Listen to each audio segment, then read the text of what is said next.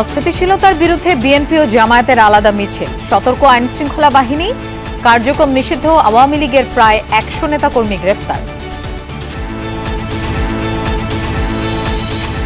চীনেও প্রধানমন্ত্রীর সঙ্গে world economic ফোরামের প্রেসিডেন্টের সৌজন্য সাক্ষাৎ, জলবায়ু ঝুঁকি মোকাবেলায় সহায়তার আহ্বান তারেক রহমানের।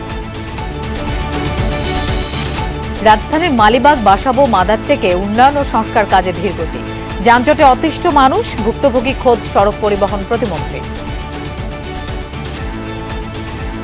15-16 বছর যাবত আমরা ভাঙা দেখছি। ভাবলাম নতুন সরকার আসছে, আস্তে আস্তে কিছু পরিবর্তন হবে, কিন্তু কোনো পরিবর্তনই হইতেছে না। সিটি কর্পোরেশন বলে যে তাদের ফান্ডের সমস্যা রয়েছে, যেহেতু তারা হঠাৎ করে দায়িত্ব পেয়েছে, যে গতিতে এই কাজটি চললে আর দ্রুত আমরা এই দুর্ভোগ থেকে পরিত্রাণ পেতাম, সেই হিসাবে এই গতি নেই। রাতে উজবেকিস্তানের বিপক্ষে মাঠে নামছে রোনালদোর পর্তুগাল, ইনজুরি কাটিয়ে পূর্ণাঙ্গ অনুশীলনে নেইমার, স্কটল্যান্ডের বিপক্ষে মাঠে নামার অপেক্ষা। বাংলাদেশে আমেরিকার ২৫০তম বার্ষিকী উদযাপনে উচ্ছ্বসিত রাষ্ট্রদূত, যমুনা টিভিতে এসে বিশ্বকাপে সমর্থন চাইলেন তাদের দলের পক্ষে।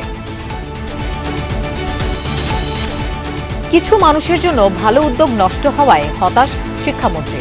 চট্টগ্রামে উচ্চ মাধ্যমিকের কেন্দ্র পরিদর্শনে গিয়ে বললেন, শিক্ষা ব্যবস্থাকে এক ছাতার নিচে আনা জরুরি। আপনাদের কমন সাবজেক্টগুলো যদি সকলের কমন সাবজেক্ট হয়ে থাকে, তাহলে কমনলি সেন্টার ডিস্ট্রিবিউশন হবে। No more madrasa, school madrasa, all the same. 5 দশক ধরে ইরানের বাজেয়াপ্ত $12 বিলিয়ন অবমুক্তের ঘোষণা যুক্তরাষ্ট্রের। তেহরান ওয়াশিংটন কারিগরি প্রতিনিধিদের আলোচনার পর সিদ্ধান্ত।